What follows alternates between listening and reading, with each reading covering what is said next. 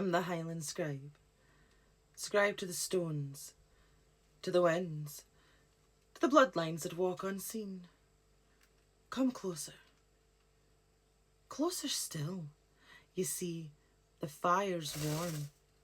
But this tale tonight, well, this tale runs wild.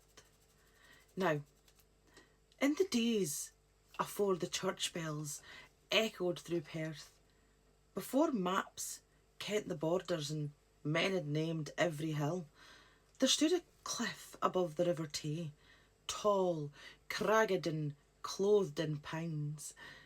That place is known today as Kinnoull Hill, but long ago it bore another. Among the fearful whisperers were the villagers, the dragon's hold. No one knew when it came, only that it had always been. A winged terror, scaled like blackened iron and crowned with a jewel set deep in its forehead, a strange glowing carbuncle said to grant invisibility when the moon was just right. It would descend from its caves at twilight, wings stirring the air and eyes like burning peat. The beast stalked a Tay village, slaughtering cattle, burning fields, and so the tale goes, abducting maidens under the shadowed skies. Its lair was the dreaded Dragon's Hole, which was a natural cave set into the cliff face of Kinnoull, and it yawned 10 feet. It was large enough to shelter 12 men if they dared step inside it. And sometime in the 6th century, when the Picts still carved spirals into stone and the early Christian faith began to take root in the glens, a man came to Perth. Not a warrior, a monk, and his name was Saint Cerf. Beloved in nearby Dunning, Cerf was known for his quiet strength and quiet miracles, and when the cries of the people reached him and when no sword had succeeded, he took only his staff and his faith and walked up that hill. No one knows what words were spoken in the dark that day. Some say the dragon lunged and Cerf struck it down. Others say he simply stood and the beast, sensing something older and greater, yielded to him. But by sundown, the beast was dead, and the valley breathed a sigh of relief. To remember the day, Perth was freed. The townsfolk lit fires and would climb Kinnoull Hill each Beltane. They danced to the pipes and drums and told the tale and left garlands at the mouth of the Dragon's Hole. The celebration lasted for centuries, a mingling of pagan rites and Christian thanksgiving.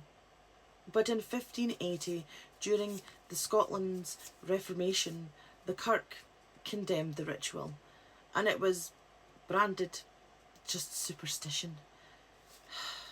The pipes fell silent, and all those that climbed the hill were punished. Yet some still climb quietly, without fanfare, to feel the old winds and whisper the name of the dragon that once ruled from above. And the gem? Well, around 1600, a Perth tailor named James Keddy ventured into the Dragon's Hole, and he claimed to have found the carbuncle, the beast's legendary forehead stone, a jewel that shimmered unnaturally even in a shadow. But during jest with a friend, the stone was misplaced and never seen again. Some say it vanished into the earth. Others say it was simply never meant to be taken by anyone anyway. Now, you can still visit that cave today, the Dragon's Hole, though it lies hidden behind steep paths that are overgrown with pine. Kinnoull Hill Woodland Park now shields it in green silence. The cliff remains watching over Perth, and the winds there sometimes sound like a breath. The dragon lies forgotten by most, but not by us all, not by those who remember the stories who were carved into stone. Why so many dragons? Well, you see, because in Scotland, dragons, they're not just beasts. They are symbols of nature, chaos, protection, and primal power.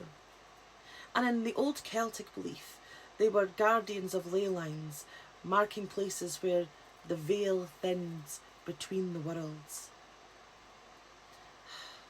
As Norse saga and Celtic spirituality and early Christian lore mingled, so too did the dragons, transforming from monsters to myth, from terror to just a tale.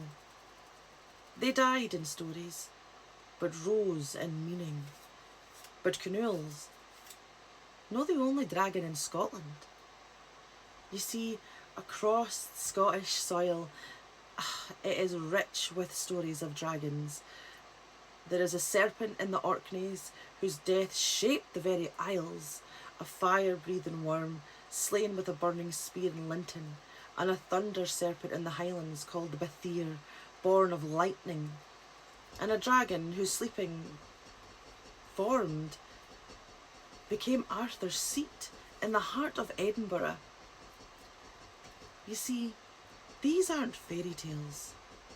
These are the old stories that we have whispered across the glens and remembered in stones and are waiting in the mist. Would you like to hear any of the rest of them? Let me know below. You see, as far as we know, the dragons might be gone. But their stories, well, their stories still breathe. I am the Highland Scribe. Scribe to the stones, to the winds, to the bloodlines that walk unseen. And until the candle lights again, sleep tight, wanderers.